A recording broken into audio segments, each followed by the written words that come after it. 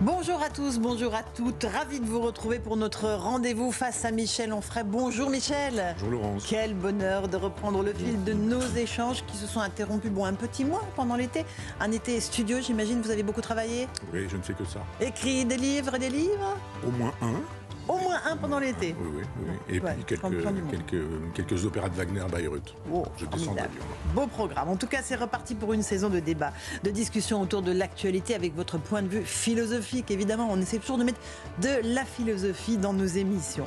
Au menu aujourd'hui, la vacance du pouvoir, Michel, et non pas les vacances du pouvoir. Nous avons battu le record de la 4e République en matière de gouvernement démissionnaire. Et oui, impossible n'est pas français. Le gouvernement de Gabriel Attal a démissionné le 16 juillet.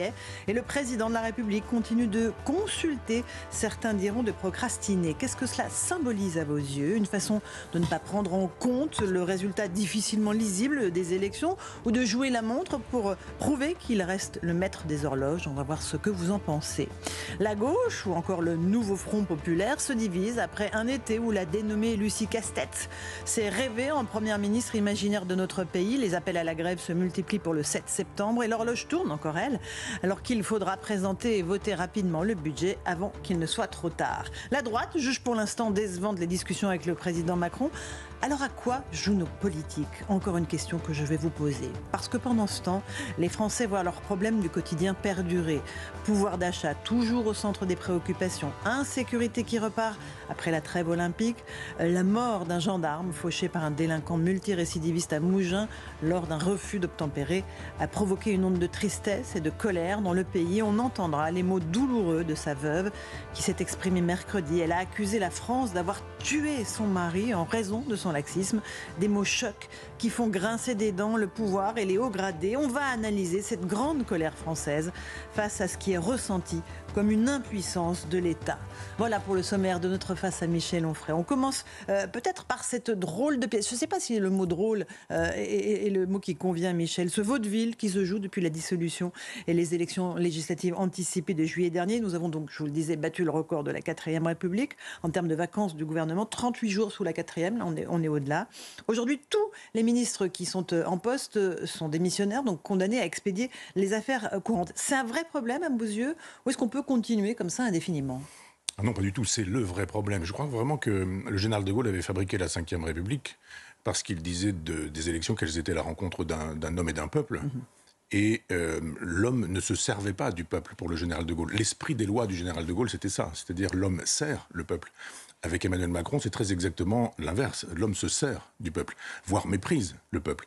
Il y a effectivement la lettre de la loi, mais il y a aussi l'esprit des lois. Et la lettre de la loi dit un certain nombre de choses. Par exemple, elle ne dit pas, les silences font sens aussi, elle ne dit pas que la cohabitation soit possible ou pensable, simplement parce que le général de Gaulle n'imaginait pas une seule seconde qu'un chef de l'État puisse rester accroché comme une bernique à son rocher en disant « je suis là, je ne quitterai pas ». Le général de Gaulle dit « le peuple ne veut plus de moi, je m'en vais ». Il a donné l'exemple en 69, comme chacun sait, avec le référendum. Emmanuel Macron détruit la 5e République. Et donc, il restaure la 4e République. Il y a deux personnages qui veulent la 4e République. C'est Jean-Luc Mélenchon, sa 6e République, Oui, c'est la 4e. sa 6e République, voilà. La 6e, c'est la 4e. Elle a déjà eu lieu, sa 6e République.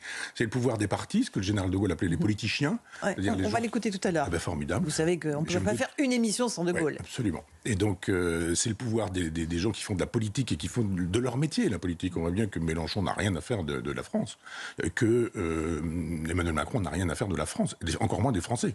Depuis 2005, les Français qui C'est votre avis. On imagine quand même que le président de la République est concerné par le sort de ses compatriotes. Non, parce que si on est concerné par le sort des compatriotes, on fait ce que les compatriotes demandent quand on leur demande leur avis. Oui. C'est-à-dire qu'à chaque fois, en 2005, on leur a demandé leur avis sur le traité constitutionnel. En 2008, on a dit vous avez mal voté, on recommence. Et c'est même pas on recommence, on va vous le faire avaler, ce traité européen.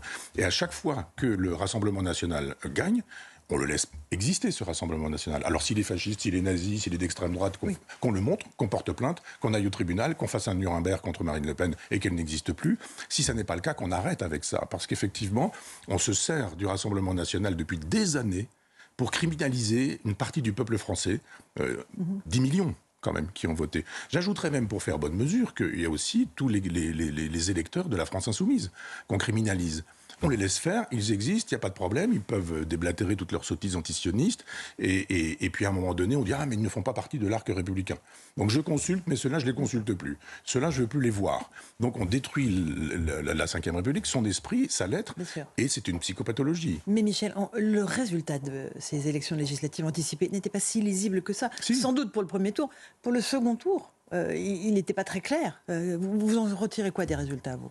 Mais c'est cette idée que Jean-Luc Mélenchon arrive à l'écran en disant « c'est moi qui parle, je suis le premier », je dis « nous avons gagné », et que toute la presse dit « ils ont gagné ». Mais ils n'ont pas gagné. Qu'est-ce que c'est que cette histoire ? C'est un coup d'État médiatique, c'est un coup d'État verbal de Jean-Luc Mélenchon qui dit une chose, c'est ce qu'on appelle le performatif. Vous savez, je vous déclare mari et femme. Donc d'un seul coup, vous êtes devenu mari et femme. Lui, il dit j'ai gagné. Mais comment ça, il a gagné 8h à 20h d'un seul coup, il nous dit j'ai gagné. 20h02. 20h02, oui. Il aurait même pu le dire une heure avant, parce que de toute façon, c'était sa stratégie. Il dit on préempte la victoire. La victoire, c'est nous. Non, il y en a un qui a vraiment perdu, c'est Emmanuel Macron. Et deux qui ont d'une certaine manière gagné, mais un qui a gagné, c'est le Rassemblement national tout seul. Et puis les autres qui ont gagné, mais qui n'ont pas gagné avec un programme. Le Rassemblement national a un programme, le Nouveau Front populaire a un programme, c'est la haine du Rassemblement national et de ceux qui votent pour le Rassemblement national. Ça ne fait pas une politique. Au point que Gérald Darmanin se trouve élu par des gens de la France insoumise, qui nous disent récemment, enfin qui le disent tout le temps, la police tue. Les gens qui nous disent la police tue vont voter pour Gérald Darmanin qui accepte les voix. Le maire du Havre s'en vient nous dire que jamais le Rassemblement national, mais qui veut bien accepter les communistes qui défendent le Hamas.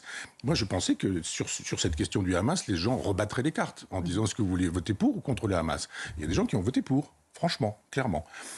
Alors qu'on le dise à ce moment-là que ceux-là sont dangereux pour la République et qu'ils sont dangereux pour la France. Mais ce n'est pas du tout ce qui est dit, parce que c'est toujours la petite tambouille de politique politicienne, ce qui me fait dire qu'effectivement, il n'y a pas grand souci, ni de la France, ni des Français, ni du peuple. Michel Onfray, on est sur CNews et sur Europe 1. Qu'est-ce que cela dit au fond de la psychologie d'Emmanuel Macron ? On disait qui a gagné, qui a perdu. Vous dites Emmanuel Macron a perdu. Un, est-ce qu'il l'a réalisé ? Et deux, est-ce qu'il ne joue pas la montre, comme je le disais tout à l'heure, pour montrer justement qu'il est le maître des horloges ? Non, c'est un transgresseur, et c'est quelqu'un qui se ment à lui-même. Donc, il est dans la logique de la post-vérité. Il dit une chose, si 10 minutes après, il faut dire le contraire parce qu'il a changé d'interlocuteur. Voilà. On l'a vu avec Philippe de Villiers, quand il était allé au Puy du Fou, il parle des deux corps du roi, il parle du monarque qui manque, on dit tiens, il est devenu monarchiste, cet homme. Et puis après, il s'en va en voir un autre, il dit, en Algérie, je crois me souvenir, il n'y a pas de culture en France, il n'y a pas de culture française, pardon. Et puis une autre fois, il dit l'inverse. Enfin, on se dit, mais que dit-il cet individu ? Il est dans un miroir en permanence. Donc il est transgressif, c'est ça ? Alors il est transgressif, il y a à peu près que ça qui l'intéresse. C'est-à-dire, si vous dites oui, il dira non. Si vous dites non, il dira oui. Il veut qu'on l'aime. Et c'est pas avec ça qu'on fait un chef d'État. Le chef d'État, c'est l'homme qui a le sens du service. C'est quelqu'un qui sert le peuple français. Lui, il se sert du peuple français. Je vous rappelle que pour l'avant-dernière élection européenne, il avait dit il faut surtout pas que le Rassemblement national gagne. Et souvenez-vous, la logique, c'est on laisse Marine Le Pen exister pendant des années. Et puis, quelque temps avant les élections, souvent entre le premier et le deuxième tour, on dit oh là là, attention, Das Reich, Oradour-sur-Glane, la Shoah, etc. C'est les nazis. D'un seul coup, on se découvre, c'est les nazis, quoi. Et puis il dit, il ne faut surtout pas qu'elle soit la première. Elle a été la première. Qu'a-t-il dit ? Elle a gagné de si peu que gagner de si peu, ça s'appelle perdre, donc nous avons gagné. Et les gens disent, oh bah oui, c'est formidable. Il y a cette espèce de bêtise, je dirais, de ce qui est devenu la populace. C'est-à-dire, la populace, c'est un peuple qui n'est pas éduqué, qui n'a pas gardé son esprit critique, et qui entend Mélenchon, qui dit, à 20h, nous avons gagné. Ah ben là, ils ont gagné. Et qui dit, Marine Le Pen a perdu, a gagné, mais elle a gagné de tellement peu que finalement, ça s'appelle perdre. On dit, ah ben, elle a perdu. Non, et à un moment donné, il faut garder un peu son esprit critique, et se dire qu'il y a des gens qui gagnent et des gens qui perdent, et puis il y a surtout des idées qui gagnent. On le sait très bien qu'il y a des sondages qui sont donnés, et les gens ont envie de sécurité, de tranquillité, de propriété. Ils ont envie que leurs femmes, leurs filles, leurs sœurs puissent sortir le soir sans se faire agresser, sans se faire insulter, etc. Que les gens qui écrasent des gendarmes parce qu'ils refusent le contrôle ne soient pas laissés dans la nature, que des gens qui ont des OQTF ne puissent pas bénéficier de tout le système français, etc. Les gens veulent ça très précisément. Un chef d'État, quand il entend ça, eh bien, il fait en fonction de ça. Vous voyez que le désir de la peine de mort remonte. Moi, je serais chef de l'État, je me dirais, c'est terrible. Je suis abolitionniste, je ne défends pas la peine de mort. Mais je veux dire, si on veut vraiment qu'elle ne remonte pas, on fait le nécessaire pour que les gens ne recourent pas à ça. Les gens ils disent, mais vous ne nous protégez plus, coupez donc la tête de ces gens-là. Je ne suis pas pour ça, entendons-nous bien. Oui. Mais je dis simplement qu'un chef d'État qui est abolitionniste dirait, il faut tout faire pour qu'on n'en arrive pas à revenir à cette idée-là. Michel Onfray, j'aimerais juste vous faire écouter l'ironie mordante d'un sénateur, il s'appelle Claude Maluret, vous devez le connaître, indépendant, sénateur de l'Allier, qui décrit avec des mots choisis la situation politique actuelle. Écoutez. La majorité est toujours relative. Chaque projet de loi continuera de faire l'objet de discussions épuisantes avec suspense sur le 49.3 et la motion de censure. L'ultra-gauche va continuer de transformer l'Assemblée en ZAD, zone à délirer. La présidente du groupe RN va continuer de vérifier tous les jours que ses députés n'ont pas oublié leur cravate ou leur col Claudine, indispensable au déguisement du loup en grand-mère. La majorité cherchera des alliés texte par texte. Le président du Sénat continuera de se frotter les mains puisque le blocage de l'Assemblée en fait l'interlocuteur obligé du gouvernement. Dans ce contexte, le défi du président de la République restera le même que depuis 2017. Comment réformer un pays champion du monde de la grève, de la dépense publique et de la consommation d'antidépresseurs, dont les habitants sont persuadés qu'on les mène vers le gouffre, au moment même où les deux plus grands journaux allemands et anglais, le Spiegel et The Economist, expliquent que la France est le pays d'Europe qui a de loin le mieux répondu aux crises sanitaires, économiques et énergétiques. Voilà, on est face à Michel Onfray sur CNews et Europe 1. On vient d'entendre le sénateur Claude Maluret. Vous adhérez à ce qu'il dit, à cette peinture de moi, je suis un peu hypermnésique, j'ai de la mémoire, puis j'ai mon âge. J'ai me souvenir de l'époque où il avait une belle bacchante et où il était chez Jacques Chirac. Donc, il était moins fringant à cette époque-là. Aujourd'hui, il a des traits. Je ne sais pas s'il écrit lui-même ses textes, il les écrit bravo. J'imagine que si. Oui, vous imaginez. Mais moi, je n'imagine rien, tant que je n'ai rien vu. Mais c'est une belle plume. Cartésien. Oui, je crois que ce que je vois. Mais c'est formidable, le texte est formidable. Simplement, on se dit, je crois que ce monsieur s'occupe aujourd'hui des EHPAD. C'est son métier maintenant, en dehors d'être sénateur. Et qu'il y a eu un moment donné où, avec les EHPAD, c'était quand même pas terrible. Donc j'aime bien les gens qui, effectivement, ont une belle plume, une belle parole, une belle voix. Il y a juste un moment donné, quand on a été ministre de Jacques Chirac, je crois bien me souvenir des droits de l'homme, si je me souviens bien de l'époque de la bacchante, et quand on a été aussi l'homme qui était plus ou moins responsable de ce que sont aujourd'hui les EHPAD, bon, mais sur le pays ingouvernable, sur cette façon qui peut dire le contraire? Là, je veux dire que c'est quand même pas un scoop.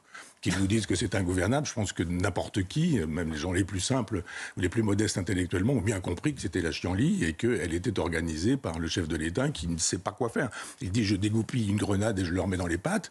C'était les formules d'Emmanuel Macron. Et puis après, il se dit « oh là là, mais je ne savais pas du tout que c'était ça, une grenade, je ne savais pas du tout que ça pouvait produire ce genre d'effet ». J'ai dit « moi, je fais ceci, et puis la gauche ne va pas savoir s'entendre, et puis je vais trouver une majorité qu'il n'avait déjà pas ».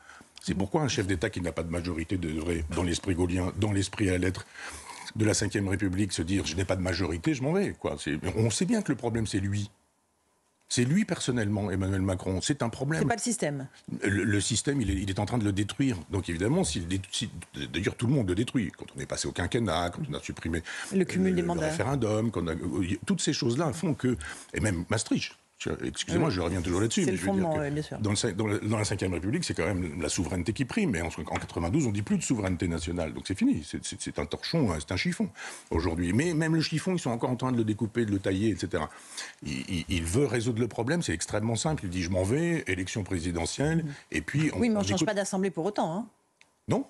Ben oui, mais il y a peut-être une assemblée qui serait capable d'entendre autrement un nouveau chef d'État qui, lui, aurait le souci de la France, des Français, du peuple, et peut-être des problèmes qui se posent et qu'il faudrait résoudre. Parce que pour l'instant, les problèmes qui sont posés alors qu'il n'y a pas de gouvernement, ils ne sont pas résolus.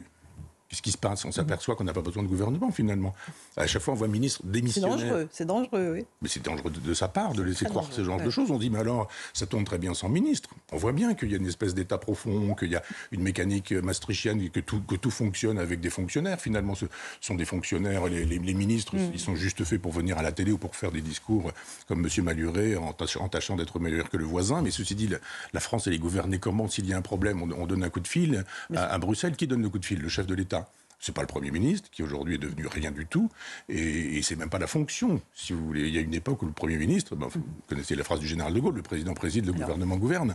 Là, aujourd'hui, c'est le président préside et gouverne, décide, nomme, on voit bien qu'on nomme machin, bidule, un tel, on s'occupe des fréquences télévision, on s'occupe des nominations de machin, de bidule, on se dit, mais j'ai écrit un livre qui s'appelle Théorie de la dictature il y a plusieurs années. On y est ? Pour expliquer. Mais bien sûr, je disais déjà qu'on y était. Mais c'est une dictature cool.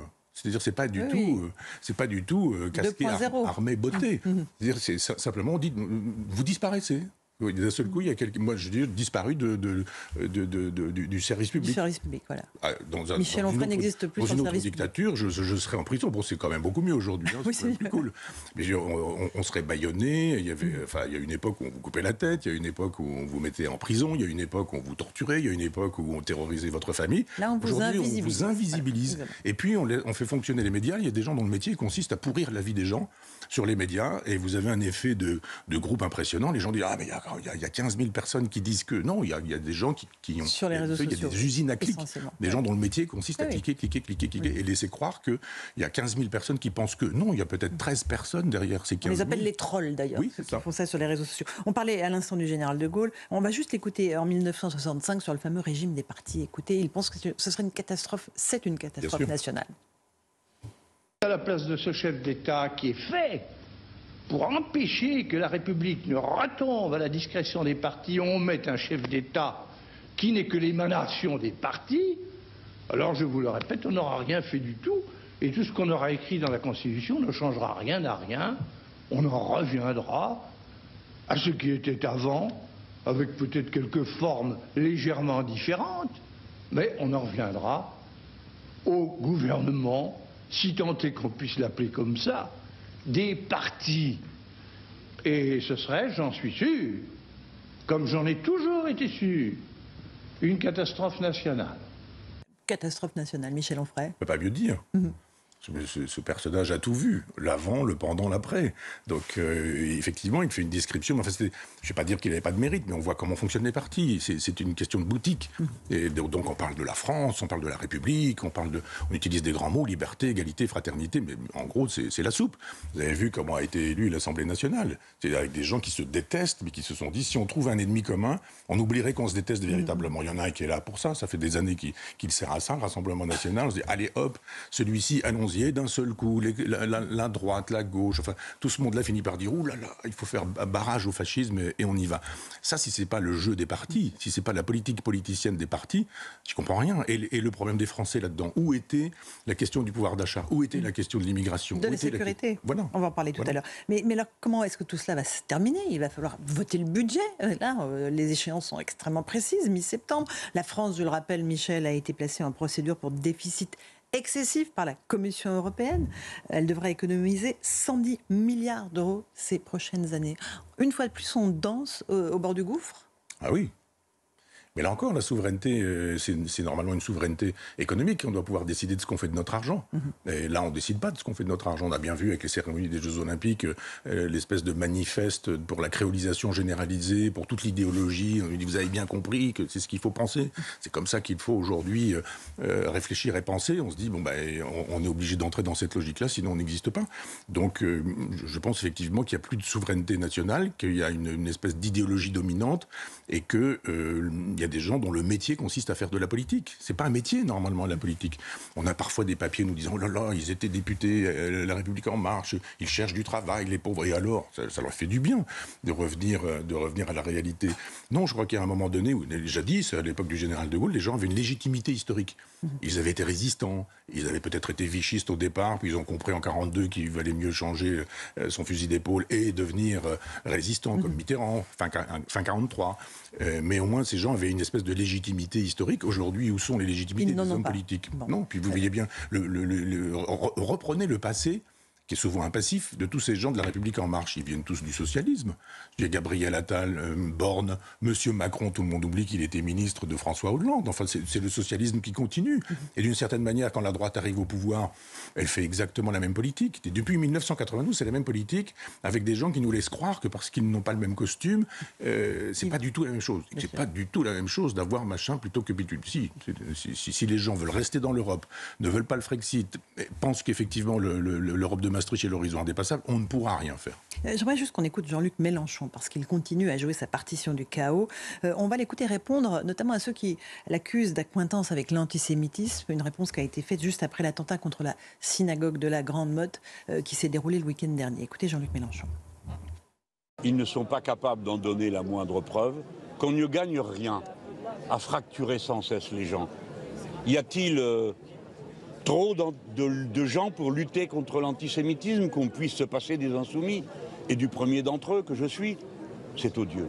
C'est odieux. Il n'y a pas de mots pour montrer la lâcheté d'une telle attitude. Est-ce que j'accuse la droite ou Madame Le Pen de chaque attentat contre un noir ou un arabe? Est-ce que je le fais? Non. J'ai assez de bon sens pour comprendre que ce n'est pas à ça qu'elle appelle, ou à ça qu'ils appellent.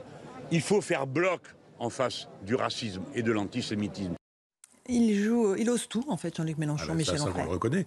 Mais quand il s'en vient nous dire les attentats contre les Noirs et les Maghrébins, mais où et quand et par qui? Et est-ce que Mme Le Pen est responsable d'attentats qui n'existent pas? C'est quand même assez drôle. Ce monsieur qui nous dit que l'antisémitisme est résiduel. C'est-à-dire, en gros, il ne reste plus rien, quoi. S'il y a encore un peu d'antisémitisme dans l'extrême droite, nous dit-il, mais elle est où son extrême droite? C'est lui qui est odieux. Cette façon de considérer que le Hamas, c'est fort sympathique, c'est un parti résistant contre l'occupation israélienne. C'est quoi Israël, si ce n'est le pays des Juifs, si c'est né l'État juif ou l'État des Juifs? On peut discuter de longues heures, si on veut, sur ce sujet. Parce qu'il y a quand même un moment donné, moi je veux bien lui faire la démonstration qu'il est antisémite, ça ne pose aucun problème. C'est très facile à démontrer que quelques-uns chez lui le sont. Madame Ercilia Soudé, paradoxe extraordinaire. Cette dame est responsable de la lutte contre l'antisémitisme à l'Assemblée nationale. Mais c'est formidable. C'est formidable. C'est Goebbels qui s'occuperait des droits de l'homme, si vous voulez. Il y a un moment donné, on se dit, il y a un truc qui ne va pas. Donc, effectivement, détruisez Israël, détruisez le peuple juif, interdisez aux juifs de pouvoir disposer de cette terre, faites de telle sorte que ce soit effectivement du Jourdain jusqu'à la mer, la Palestine, c'est-à-dire qu'est-ce que vous faites des juifs? Vous les collez sur un bateau, sur l'Exodus, vous recommencez. Donc il arrête de laisser croire qu'il n'est pas antisémite comme on était antisémite au 19e siècle, c'est-à-dire en mesurant les crânes et en disant qu'il y a une espèce d'infériorité physiologique, on a vu la forme de leur nez ou je ne sais quoi, plus personne n'est comme ça, fort heureusement. Dieu merci. Je dirais, mais l'antisémitisme aujourd'hui, il a pris des formes. Il y a eu un antisémitisme qui était un anti-judaïsme, chez Voltaire par exemple, il y a eu un antisémitisme qui a été scientifique ou pseudo-scientifique, je dirais, avec des vachers de la Pouge, dont on a oublié un peu l'existence, mais tous ces faux scientifiques du 19e siècle, aujourd'hui, il a pris la forme de l'antisionisme. Alors on peut être contre la politique menée par Benjamin Netanyahou, ça c'est autre chose.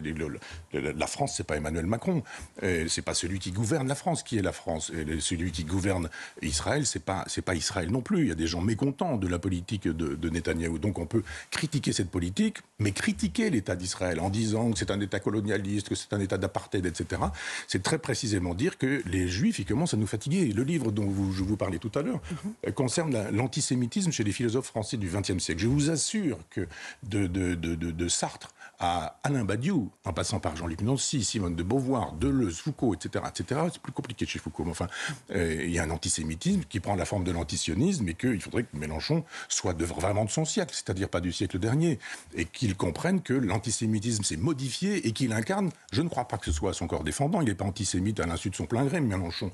Et il l'est de manière finaude, il sait très bien qu'il y a un électorat à récupérer là. S'il y avait un électorat plus important du côté du philosémitisme, il serait philosémite, Mélenchon. Il joue une carte personnelle, la carte d'un septuagénaire qui se dit, j'ai plutôt, mon avenir est derrière moi, et si vraiment je veux pouvoir exister, le chaos. Il pense qu'en étant au second tour avec Marine Le Pen, il serait élu. Il se trompe. Il se trompe. Je crois que les gens commence à comprendre qui est ce personnage qui nous dit que son héros, c'est Robespierre, ses héros, Chavez, Castro, etc. On devrait se méfier tout de même. Michel, pendant ce temps-là, pendant que les portes claquent à droite et à gauche, que les politiques organisent des sorties de scène à Cour ou à Jardin, la réalité s'impose aux Français, implacable. La rentrée arrive, le pouvoir d'achat est toujours au centre des préoccupations, l'insécurité toujours un problème criant au quotidien, la mort d'un gendarme de 54 ans, Éric Comines, fracassé lundi soir à Mougins par un multirécidiviste qui lui a foncé dessus lors d'un contrôle routier, a bouleversé les Français. Le prévenu avait 10 condamnations à son actif, notamment pour infraction routière, mais aussi violence sur personne. On va écouter la veuve de cet adjudant. Elle s'appelle Harmonie Comines. Elle a pris la parole mercredi devant la hiérarchie de la gendarmerie, devant les élus. Son discours extrêmement fort, extrêmement bouleversant, a vraiment marqué les esprits. Écoutez-la. Je l'affirme haut et fort, la France a tué mon mari. La France a tué mon mari, le père de mes enfants. La France a tué mon mari par son insuffisance, son racisme et son excès de tolérance. La France a tué mon mari. Comment? Pourquoi? Pourquoi cet homme multirécidiviste peut-il évoluer en toute liberté?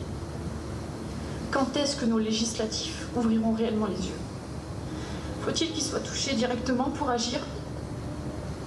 combien de morts avant que ces assassins soient vraiment punis? Voilà pour les mots extrêmement forts de cette veuve, à qui évidemment on adresse toutes nos pensées. Elle a 2 enfants de 12 et 16 ans qu'elle va devoir élever seule. Vous comprenez cette colère sourde? Évidemment, Michel Onfray. évidemment. En même temps, quand elle dit la France, c'est pas vraiment la France. C'est d'abord une partie de la France. Les Français sont avec elle, vous pensez? Moi, je pense qu'une majorité de Français sont avec elle. Vraiment, plein de gens sont d'accord avec elle et on partage son émotion, sont d'accord avec elle, en ont assez, etc. Les coupables et les responsables sont ceux qui disent en permanence que la police tue. Je rappelle quand même qu'à l'époque du Covid, où on avait interdiction de sortir, on était même verbalisé 135 € si on rentrait avec 3 minutes de retard quand on allait chercher son litre de lait. Et là, on avait criminalisé la France entière, sauf la famille Traoré, qui descendait, qui faisait des manifestations dans la rue, qui disait la police tue, la police tue. Nous avions même à l'époque un ministre de l'Intérieur, M. Castaner, qui faisait savoir qu'il était prêt à mettre un genou en terre pour faire savoir effectivement qu'il était solidaire de la famille Traoré. Et donc c'est une espèce de... Il y a 2 France, je vous assure qu'il y a vraiment 2 France. Il y a une France qui pense effectivement, comme cette dame, qu'une partie de la France a tué son mari. Donc tous ces gens qui laissent dire que la police tue, alors que ce sont les délinquants qui tuent. C'est pas la police qui tue.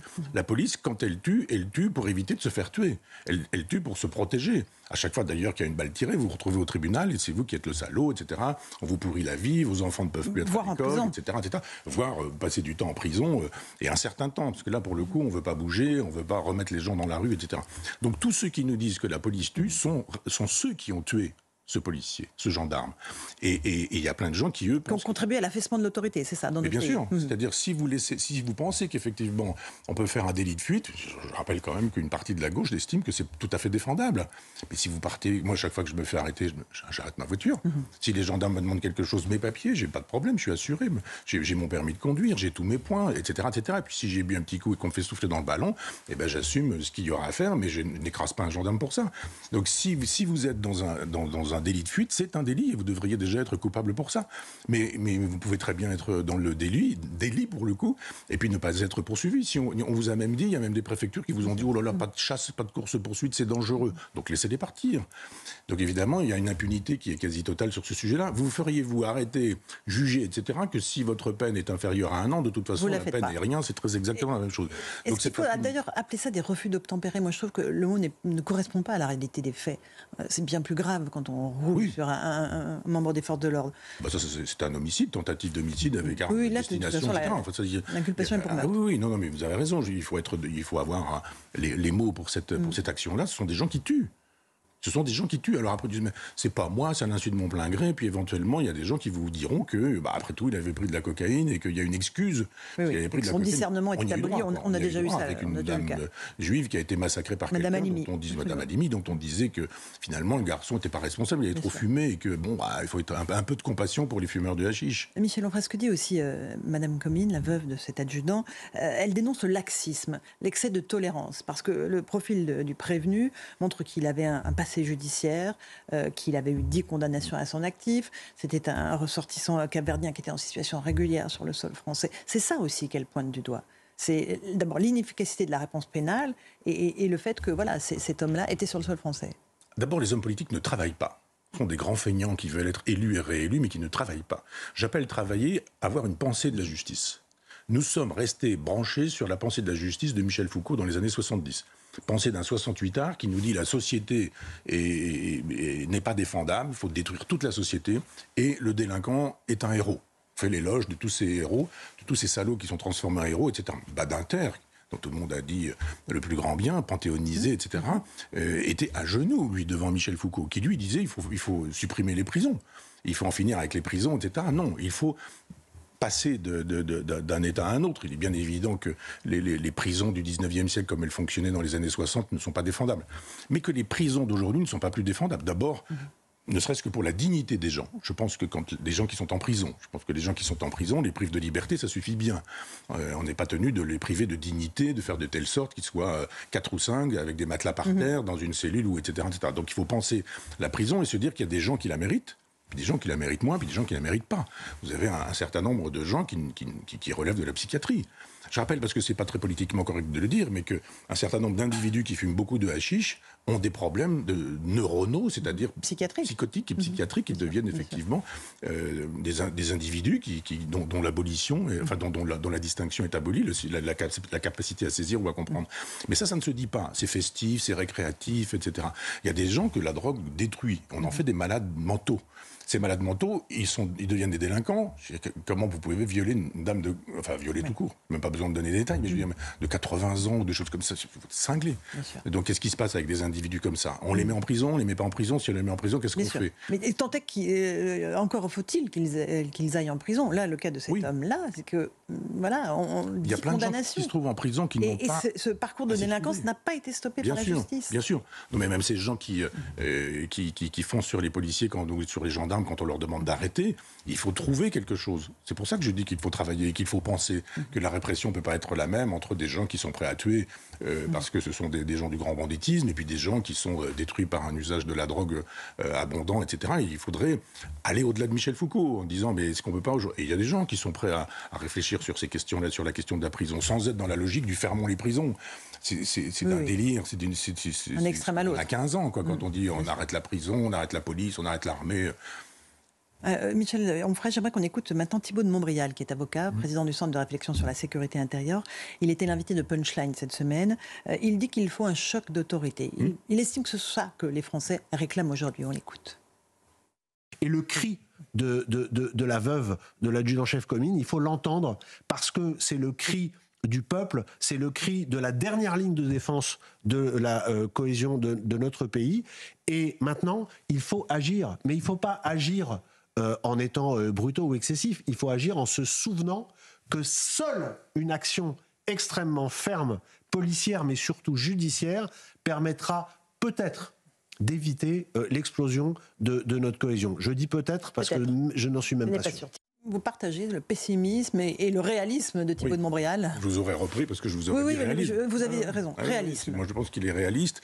Justement, ça rentre dans ce que je disais précédemment, c'est-à-dire si on pense vraiment à nouveau frais, la prison, la détention, la punition, le soin, qu'on distingue bien tout ça, qu'on ne laisse pas non plus des actes délictueux en l'air comme ça en disant bon c'est pas très grave. On vous a dit, il y a un rappel, il y a ceci, il y a cela. Non, il faut inventer des punitions et c'est à réfléchir avec des gens de métier, pas seulement avec des philosophes, des sociologues, des psychologues, mais aussi avec des gens qui sont sur le terrain pour qu'on puisse dire, eh bien voilà, le monsieur justice du Parti Socialiste alors je ne vais pas parler de la France Insoumise, c'est monsieur Traoré, le monsieur justice de la France Insoumise. Mais si on veut vraiment un monsieur justice dont on puisse dire, il est l'équivalent de ce qu'était Badinter pour la pensée des années 70 du siècle dernier, il faut travailler.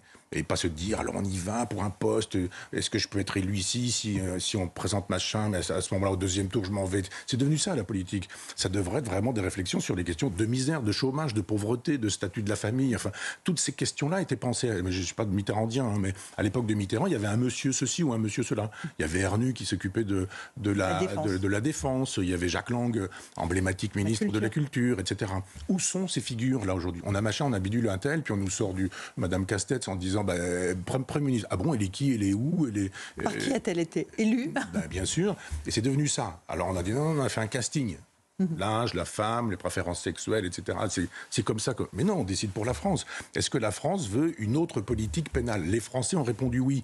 Et massivement, et si on les laisse faire, ce que dit Thibault de Montbrial est très juste, c'est-à-dire il y a un moment donné où les gens ils vont dire mais on va faire des milices. Et puis on va s'organiser. Et puis il y a des gens qui s'arment. Moi j'entends. Vous aussi. On entend quand on sort des studios et qu'on voit des gens sur le terrain, ils nous disent mais non, moi j'ai... Et qui nous parlent beaucoup de notre émission. Hein. Oui, c'est ce à quoi je faisais référence. Oui. Je ne voulais pas nous cirer les pompes personnellement, mais c'est vrai que moi j'ai rencontré plein de gens formidables qui nous écoutent et qui sont vraiment tellement pleins de bon sens. Tellement plein de bon sens. Et il y a un moment donné où les gens disent mais si vous êtes incapable d'autre chose, rétablissez la peine de mort. Alors évidemment, je ne défends pas ça. Mais je dis si vous ne voulez pas qu'on en arrive à ces extrémités, à des milices, à des défenses de la peine de mort, à des gens qui s'arment personnellement, etc. Il faut que les politiciens travaillent, que les hommes politiques travaillent. Pour le coup, ce ne sont pas des politiciens, mais que ce soit des gens qui nous disent, bon, de quoi la France a-t-elle besoin sur le terrain de la justice? Mais il faudrait faire ça avec la culture, il faudrait faire ça avec la santé, il faudrait faire ça avec l'école. L'éducation nationale, avec tant de sujets. On parlera de la rentrée, évidemment, dans nos prochaines émissions. Michel Onfray, on est sur CNews et sur Europe 1. Juste encore un mot sur ces refus d'obtempérer.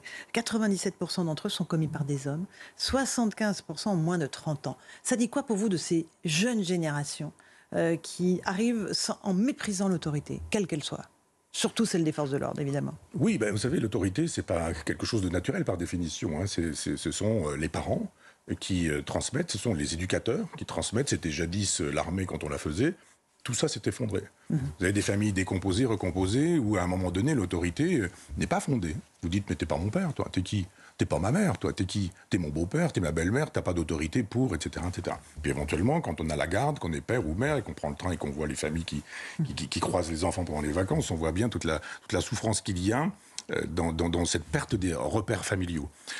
Perte des repères à l'école. Si vous commencez par dire vous allez vous taire, vous allez avoir dans une école, un instituteur qui demanderait ça, un professeur des écoles, eh bien, il passerait pour un fasciste. Et d'un seul coup, les syndicats diraient, mais ils demandent le silence, mais qu'est-ce que c'est que cette autorité, ou etc. L'armée, il n'y en a plus, etc. Même éventuellement, l'armée, aujourd'hui, quand on la présente, elle est cool, elle est sympa, elle saute en parachute, elle est dans des...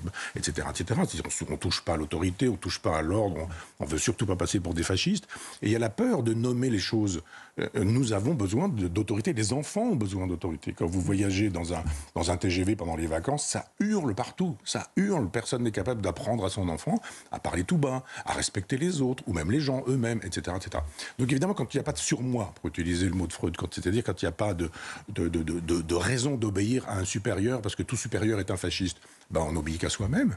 Et donc à un moment donné, on dit un policier, je passe dessus. Un contrôle, j'en ai rien à faire. Ou j'insulte. Moi, j'ai vu des gens, mais pas le délinquant tel qu'on l'imagine. Une bourgeoise d'une trentaine d'années, en première classe dans le train, qui refusait de payer son billet, qui a humilié le monsieur qui faisait son métier, qui faisait correctement son métier. Il a dit, je vais être obligé d'appeler la police, j'en ai rien à foutre, joli sac, etc. Et quand elle est arrivée en gare de Caen, eh bien, il n'y avait pas de policier, mais la dame est partie, elle n'a pas payé son truc. C'est-à-dire, quand il y a un défaut d'autorité, quand vous savez très bien qu'il y a une impunité totale. Quelle est l'instance morale qui va vous permettre de dire non, je ne fais pas ça, je me retiens, j'ai envie de lui mettre une gifle, mais je ne le fais pas? Jadis, c'était... C'est la civilisation et l'éducation. Vous aviez peur des parents, vous aviez peur de l'instituteur, vous aviez peur... Aujourd'hui, de qui a-t-on peur? Plus grand monde. Michel Onfray, un tout petit mot des Jeux Olympiques. Il y a eu cette parenthèse un peu enchantée pendant l'été pour les Jeux Olympiques, qui sont d'ailleurs bien déroulés sur le plan de la sécurité. Il faut saluer le travail des forces de l'ordre qui ont été très mobilisées sur le terrain et qui le sont encore pour la séquence des Jeux Paralympiques qui ont démarré cette semaine.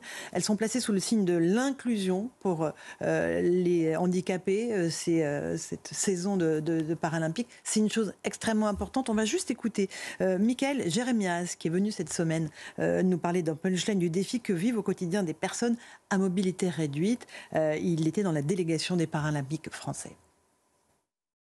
Nous, le combat, il va bien au-delà, comme je vous le disais tout à l'heure, de la question des sportifs de haut niveau en situation de handicap. La question, c'est la question du droit. Moi, de mémoire, en 1948, l'ONU a décidé qu'on était égaux en droit. Moi, j'ai un accident le 7 février 2000. La veille ou le jour même, je suis installé de plein droit. Le lendemain, je perds ces droits. Accident de ski. Accident de ski. Donc je deviens discriminé parce qu'handicapé. Parce que je ne mets pas un pied devant l'autre comme vous. C'est que ça. La différence entre vous et moi, c'est que moi, je ne me déplace pas de la même manière. Et donc, on décide de me discriminer dans l'accès à la santé, au logement, à l'emploi, à la culture, à la sexualité, au sport, à tout ça. Et donc, en fait, moi, c'est quelque chose qui, évidemment, m'est devenu insupportable. Je me suis rendu compte que le sport était un outil formidable pour justement expliquer et faire ce travail de pédagogie. Pas le sport du niveau, le sport. Vivre ensemble, création de liens sociaux, des enjeux de santé publique. Et donc, on se retrouve à un moment à avoir ces outils-là, et juste pour expliquer que le combat, il n'est pas uniquement pendant les Jeux, c'est l'après, c'est l'héritage. Voilà, ce combat, il est permanent en réalité. Oui, mais il y a un paradoxe qui est un peu problématique. Vous avez vu déjà de manière sémantique. Jadis, on disait les handicapés. Et avec Giscard, on a dit les handicapés. Et puis maintenant, si vous dites les handicapés, attention, c'est personnes en situation de handicap. À mobilité réduite. Ou à mobilité réduite, etc. Bon, d'accord, très bien. Et cette façon de dire, mais on est comme vous. Mais on n'entend jamais que le contraire, c'est-à-dire on n'est pas comme vous. Donc moi, je voudrais que les choses soient claires et qu'on arrête de dire « mais on est comme vous, on est même supérieur à vous ». Moi, je vois pas, mais c'est beaucoup mieux que de voir parce que finalement, on n'est plus... D'accord, je veux bien qu'on joue cette carte-là. Mais après, on ne peut pas non plus revendiquer en disant « mais nous voulons des droits parce que nous sommes différents ». Oui, ils sont différents, bien sûr. Et bien sûr qu'on n'a pas envie d'être tétraplégique et qu'on regrette l'état dans lequel on se trouvait avant son propre accident. Et bien sûr que la société n'est pas accessible. Oui, et c'est ça le problème. Et véritablement, les équipements ne sont pas au niveau. Il faut juste arrêter les espèces de violons qui sont joués en permanence. J'ai écouté l'ouverture de cette cérémonie-là, où on nous parle d'une révolution. D'abord, cette référence à la Révolution française, à Marie-Antoinette décapitée en disant il faut faire une révolution. Mais qui doit faire ces révolutions? Ces gens qui étaient dans les tribunes. C'est M. Macron qui doit faire la révolution. C'est tous ces gens-là qui doivent faire cette révolution. C'est pas nous. C'est la maire de Paris. Je ne connais pas un seul humain digne de ce nom qui dise du mal d'un handicapé. On a de la compassion, on a de la pitié. C'est une belle vertu, la pitié. C'est de souffrir avec. La compassion, étymologiquement, on souffre avec quelqu'un quand on voit effectivement qu'il est embarrassé avec son fauteuil roulant sur un quai de TGV. On se dit ça va être compliqué.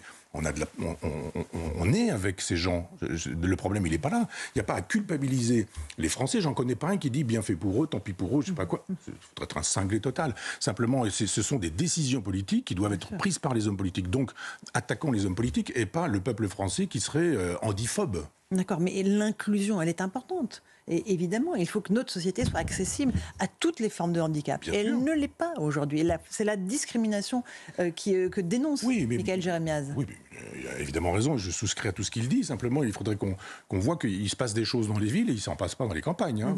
Si vous êtes handicapé, il vaut mieux être dans une grande ville où on aura fait des rampes d'accès ou ce genre de choses que d'habiter dans la campagne, où il n'y a pas forcément des maisons adéquates ou ce genre de choses, où d'un seul coup vous habitez une maison, puisque dit ce monsieur, il a un accident, il trouve tétraplégique, et vous ne pouvez plus monter à l'étage chez vous, vous ne pouvez plus, etc., etc.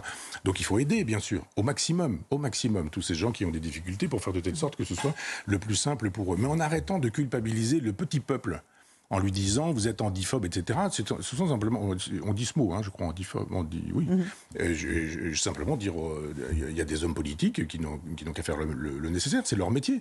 Donc créer là encore, je disais tout à l'heure, penser la question de la justice, penser la question du handicap, et voir avec les gens dont c'est le quotidien, en leur disant, mais dites-nous vous, baguette magique, qu'est-ce que vous souhaitez? On va le faire. Et là, il n'y aura aucun problème. Mais pas jouer du violon en prenant les gens comme ça par les sentiments.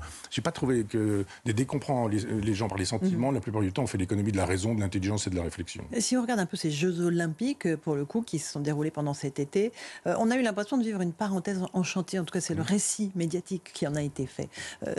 Qu'est-ce que vous en pensez, vous, Michel? C'est une trêve, évidemment. Ça a été une trêve, et dans le combat politique, et dans une leçon. Une leçon. Que très peu ont tiré. J'ai vu Madame Hidalgo, toujours très élégante, qui disait « fuck ceci, fuck cela », etc.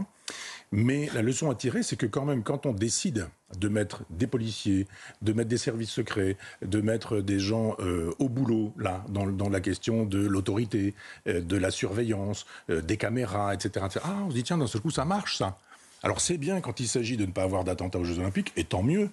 Mais pourquoi ce ne serait pas bien le reste du temps? Pourquoi c'est bien pour Paris? Ah, Paris, c'est formidable, c'est un droit à tout, Paris, il n'y a aucun problème. Mais la sécurité, quand il s'agit d'une province, de sous-préfecture, de l'Orne, par exemple, ou de la Savoie, là, il n'y a plus du tout de projet autoritaire, de projet de contrôle. Là, plus personne n'a dit quoi que ce soit sur ce sujet-là. Personne n'a parlé non plus de la police du Qatar. Je vous rappelle que le Qatar qui patrouille toujours dans les rues de Paris. Tiens, étonnant, qu'est-ce qui s'est passé? Comme de nombreuses autres nations. Oui, comme d'autres nations, mais le Qatar, c'est pas non plus, c'est pas l'Espagne et c'est pas le Liechtenstein, le Qatar. Qu'est-ce qui fait que ce pays où sont les gens du Hamas, où on négocie pour permettre à des otages, parlons des otages, on n'en parle pas, hein, des otages français ou des otages israéliens qui sont toujours dans les geôles du Hamas, c'est drôle que l'endroit où effectivement se retrouvent tous les gens du Hamas ait pu faire partie de la police française pour assurer la sécurité. Peut-être que les services secrets ont pu dire, bon, pendant ce temps-là, une petite trêve, et puis dans un autre endroit, on vous donnera ceci, on vous donnera ça. Je réfléchis tout haut, en disant qu'effectivement, les services secrets, ça sert à ça, les coups fourrés, ça sert à ça, et puis si je te donne ceci, là, et puis ailleurs, tu me donnes ceci. Drôle que le Qatar, on n'ait pas eu de reportage qui nous permet de savoir qui ils étaient, d'où ils venaient, comment ça s'est passé, tout de même. Bon, en tout cas, on leur souhaite plein de médailles d'or à nos athlètes paralympiques. Bien sûr. Et une grande réussite au plan sportif, et puis, parce qu'ils se surpassent tous les jours. Voilà. Oui, alors ce serait bien aussi, on peut parler du dopage, si vous voulez juste un mot de dopage. Voilà. Oui, pas pour les paralympiques peut-être, pour tous les athlètes. Pour tous les athlètes, oui. Mettons tout le monde dans le même sac. Évidemment. Bon. Non mais moi déjà je suis très étonné qu'il y ait deux Jeux Olympiques. Pour tous ces gens qui nous disent c'est la même chose, il faut que ce soit inclusif, mais on peut faire très exactement en même temps. Vous avez raison. Allez, c'est la proposition de Michel Onfray. Inclusif. Allez, merci beaucoup. C'est passé tellement vite cette première émission de Face à Michel Onfray. On se retrouve évidemment sur CNews et sur Europe 1.